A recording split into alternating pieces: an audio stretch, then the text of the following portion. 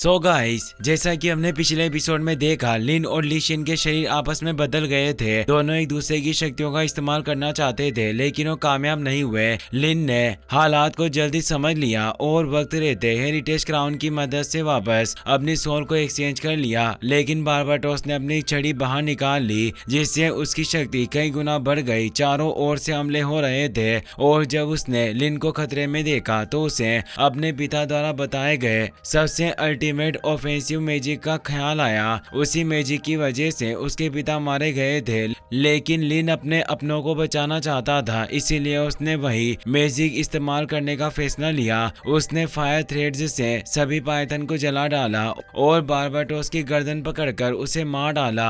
अब हमें एक बिल्कुल अलग दुनिया का सीन दिखाया जाता है, जहां यांग वेन जाओ सभी डीमंस को मारता हुआ लगातार आगे बढ़ रहा था। वह हर एक डीमन का सिर धड़ से अलग करता जा रहा था। असल में वह थोन के ट्रायल में प्रवेश कर चुका था। कई डीमन एक साथ उसकी ओर दौड़ते हैं, लेकिन वह बिना रुके उन्हें नष्ट करता चला जाता है। दूसरी तरफ चेनिंग और लॉर्ड जिंगयू थोन हॉल में मौजूद थे। चेनिंग चिंतित होकर पूछती है, आखिर यांग वेन जाओ कब होश में आएगा? लॉर्ड जिंगयू कहते हैं, फिलहाल उसका थोन ट्रायल चल रहा है, इसीलिए मैं नहीं कह सकता कि इसमें कितना वक्त लगेगा। इसी बीच उन दोनों के चेहरे पर स्टार डोमेन डेथ अरीना का सोल मार्क उभर आता है। चेनिंग घबराकर कहती है, स्टार डोमेन डेथ अरीना का मैच शुरू हो चुका है। लॉर्ड जिंगयू गहरी सांस लेकर कहते हैं, थोन ऑफ स्लॉटर बाकी सभी थोन से अलग है। यह अपने मास्टर को खुद चुनता है। जब मैंने इसे त्यागा था और यह वापस लौटा तो इसने खुद ही यांग वेन जाओ को चुना। लेकिन अगर वह इस ट्रायल में असफल हुआ तो वह जिंदगी भर इस थोन को हासिल नहीं कर पाएगा, और मैं जानता हूँ कि इस थोन को पाना उसका सपना है।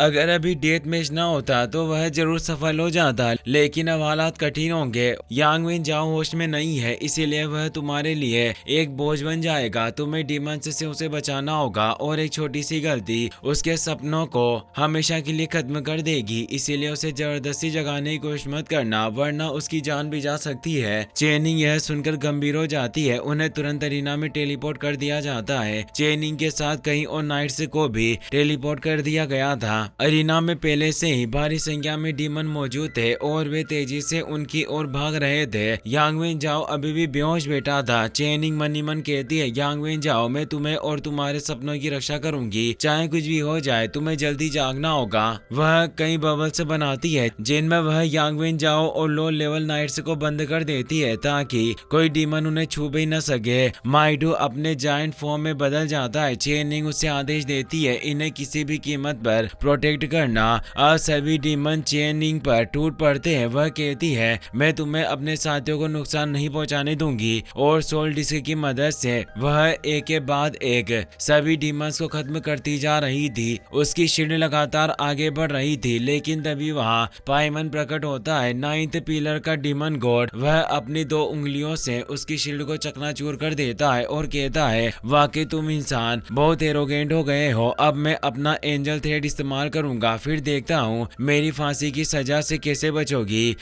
वह एक एंजल थ्रेड से एक्टिवेट कर लेता है। चेनिंग हक्की बक्की रह जाती है। यह तो वही है, नाइन्थ पिलर डीमन गॉड पाइमन, जिसने उस समय हमें ट्रैक किया था। चेनिंग के दादा दादी भी मन ही मन बेचैन हो जाते हैं। चेन होंग्यू कहते हैं, टॉप 10th पिलर में सबसे कम कॉमेट पावर वाला डीमन गॉड यही पाइमन है, लेकिन इसके पास कई स्किल है और यह हमेशा चालाकी से काम लेता है। पाइमन हंसते हुए कहता है, अब तुम्हें अंतहीन निराशा और पीड़ा महसूस होगी, और वह ऊपर एक भयावह फॉर्मेशन को एक्टिवेट कर देता है। चेन होंग्यू कहते हैं, अगर चेनिंग इस कमजोर डीमन का सामना कर रही है तो शायद हमारे पास जीतने का एक मौका हो सकता है। इसी बीच डीमन जोर जोर से चिल्ला रहे थे, इन इंसानों को मार डालो। तभी आसमान के ऊपर मौजूद फॉर्मेशन से एक विशाल क्लो बाहर निकलता है। उस क्लो से कई थ्रेड्स निकलकर नीचे आते हैं, पर चेनिंग पर हमला करने के बजाय वो सीधे उसके साथी डीमंस को पकड़ लेते हैं और उन्हें ऊपर खींचकर कोकुन में बदलने लगते हैं। वे सभी दर्द से तड़प रहे थे। ये देखकर बाकी डीमन घबरा जाते हैं, आखिर लॉर्ड पाइमन क्या कर रहे हैं। अचानक पाइमन के अपने गले में भी एक थ्रेड लिपट जाता है। दर्द होने के बावजूद वह पागलों की तरह हंस रहा था। चेनिंग समझ ही नहीं पा रही थी ये क्या हो रहा है, ये पाइमन खुद को ही क्यों मारना चाहता है। अगले ही पल पाइमन का शरीर धमाके के साथ फट जाता है और उसके अंदर से एक फेरी एंजल बाहर निकलता है। पाइमन असहनीय दर्द में चिल्ला रहा था और वह एंजल अपनी आंखें खोल लेता है। सभी उसे देखकर दंग रह जाते हैं। आबाओ भी यह सब दूर से देख रहा था। वह कहता है पाइमन की स्ट्रेंथ इतनी नहीं थी कि वो 9 पिलर पर हो सके। वह वाकई एक मूर्ख था, पर एक चीज उसे असल में खतरनाक बनाती है और वह है ये एंजल डीमन गॉड जो उसके अंदर छुपा हुआ था। वास्को बताते हैं यह डेथ एंजल तभी बाहर आता है जब मेजेस्टी वापस लौटने वाले हो। कहावत है ट्रू एंजल तभी जागता है जब मेजेस्टी आने वाले हो और उसी वक्त वो सारी मूर्खता को नष्ट कर देगा और डीमन लॉर्ड की वापसी का विपुल बजाएगा। अब डेथ एंजल पाइमन का सिर पकड़कर उसे बुरी तरह से कुचल देता है। पाइमन के शरीर से धारों की तरह खून बहने लगता है और वह हमेशा के लिए समाप्त हो जाता है। डेथ एंजल अपने पंख फैलाता है और आगे बढ़ते हुए कहता है हमारे गॉड जल्दी लौटेंगे। सभी डीमन उसे देखकर खुशी से पागल हो जाते हैं। वे नारे लगाने लगते हैं। फिर डेथ एंजल घोषणा करता है मेरा नाम है मौत का दूत यानी डेथ एंजल और आज मैं यहाँ यह ऐलान करने आया हूँ कि तुम इंसानों के भाग्य का अंत अब शुरू होने वाला है। वह एयरलेस से वार करता है। चेनिंग अपनी प्रोटेक्शन शील्ड में सुरक्षित रहती है लेकिन बहुत परेशान हो जाती है। वह सोचती है इस क्रिएचर का ऑरा पहले के पाइमन से बिल्कुल अलग है। यह पूरी तरह से नया और भयानक डीमन बन चुका है। मैं इसके हमले को ज्यादा देर तक रोक नहीं पाऊंगी। इसी बीच डेथ एंजल एक और वार करता है और उसके कोकुन से कैद किए गए सारे डीमन बाहर आने लगते हैं, लेकिन अब वे सभी एवोल्व होकर 9 रैंक डीमन बन चुके थे। चेनिंग का चेहरा उतर जाता है।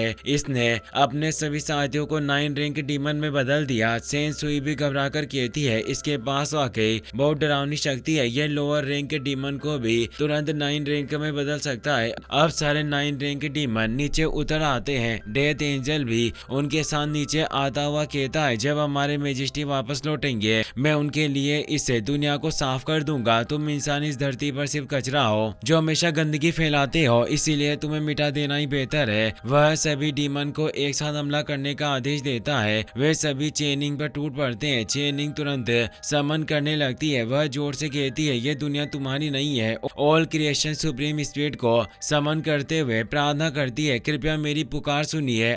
अचानक सीन बदल जाता है। चेनिंग अपने बचपन की यादों में लौट जाती है। वह कहती है हम सभी इस धरती के बच्चे हैं। हम सूरज की रोशनी में सांस लेते हैं और नेचर के साथ बड़े होते हैं, पर तुमने हमारे पहाड़ और पेड़ जला दिए, धरती को खून से रंग दिया, हमारे घर उजाड़ दिए। मैंने अब तक हजारों लोगों की रोती हुई आवाजें सुनी है। तुमने उनका सब कुछ छीन लिया है। वह उन सभी मरे हुए लोगों की इच्छा शक्ति को जगाने की कोशिश करती है। मेरी हड्डी मेरे खून से एक ब्रिज बनाओ ताकि हम सब साथ मिलकर लड़ सके। और फिर वह इटर्नल गेट को ओपन कर देती है जो हर चीज को बदलने लगता है। चेनिंग की आंखों से आंसू बह रहे थे क्योंकि वह हजारों सालों के दर्द को महसूस कर रही थी। वह उन सब की रक्षा करना चाहती थी। इटर्नल गेट से निकलती एनर्जी इतनी तेज थी कि कोई उसे सहन नहीं कर पा रहा था और अगले ही पल सभी टेलीपोर्ट होकर रियल्म ऑफ लाइफ में पहुंच जाते हैं। डीमन कुछ समझ ही नहीं पाते हम यहाँ कैसे आ गए। तभी जमीन हिलने लगती है और वहां से जाइंट अर्थ टाइटन से बाहर आने लगते हैं जो बेहद विशालकाय थे। डीमन घबरा जाते हैं और टाइटन से उन पर हमला शुरू कर देते हैं। वे डीमन को बेरहमी से मारने लगते हैं। फ्लाइंग डीमन भी टाइटन्स पर हमला करने की कोशिश करते हैं लेकिन कोई असर नहीं होता। टाइटन्स उन्हें पकड़कर मसल कर सीधे खत्म कर देते हैं। सेंसुई कहती है यिंग ने 36 गेट ऑफ लाइफ को आपस में मिलाकर एक इटर्नल गेट बना दिया है और रियल्म ऑफ लाइफ को खोलकर वर्ल्ड विल को समन किया है, इसीलिए जाइंट टाइटन से सामने आए हैं। अब वो टाइटन डेथ एंजल पर एक बेहद शक्तिशाली पंच अटैक करता है। सभी डीमन डर से चीख पड़ते हैं। चेन होंग्यू गरु से कहते हैं पहले ये एक छोटी सी राजकुमारी थी लेकिन अब ये दुनिया की सबसे स्ट्रॉन्गेस्ट समनर बन चुकी है। लेकिन चेनिंग इस समन की वजह से बहुत कमजोर हो चुकी थी। उसका शरीर जमीन पर गिर जाता है। सभी डीमन को मारने के बाद वह खुश थी कि आखिरकार वह सफल रही, पर तभी अचानक एक खतरनाक स्लेश अटैक उसकी तरफ आता है। है वह बच नहीं सकती थी, इसीलिए माइडू तुरंत आगे आकर उस हमले को झेल लेता है, लेकिन इससे वह बुरी तरह घायल हो जाता है। चेनिंग उसकी तरफ बढ़ती है पर एक और हमला आता है जो उसके चेहरे पर गहरा स्कार छोड़ देता है। वह डेथ एंजल को मार नहीं पाई थी और अब वह उसके ठीक सामने आ गया था। डेथ एंजल ताना मारते हुए कहता है, तुम सिर्फ एक कमजोर लड़की हो जो हमेशा दूसरों के पीछे छिपती रहती हो। अब तुम्हें बचाने वाला कोई नहीं है। मुझे बताओ, जब मैं तुम्हें टॉर्चर करूंगा तब तुम्हारी रक्षा कौन करेगा। वह उसे मारने वाला था कि चेनिंग की आंखें अचानक बदल जाती है। अब वह पहले वाली कमजोरी नहीं थी, उसके भीतर उसके सभी दोस्तों की शक्ति गूंज रही थी जो हमेशा उसकी रक्षा करते आए थे। उसका गुस्सा फट पड़ता है, आज तक हर किसी ने मुझे प्रोटेक्ट किया है लेकिन अब मैं खुद खड़ी हूँ। वह तलवार से डेथ एंजल पर हमला कर देती है। वह बताती है, मेरे सभी दोस्तों ने मेरी हमेशा रक्षा की है। वह लगातार तेज हमले करती है। डेथ एंजल हैरान हो जाता है, ये एक नाइट की तरह कैसे लड़ रही है, क्या तुम सिर्फ एक समनर नहीं हो। चेनिंग आगे बढ़ते हुए कहती है, आज तक हर किसी ने मुझे कुछ न कुछ दिया है। उसके शरीर पर आर्मर आ जाता है और लाइट गॉडेस की एनर्जी उसकी पूरी बॉडी में दौड़ रही थी।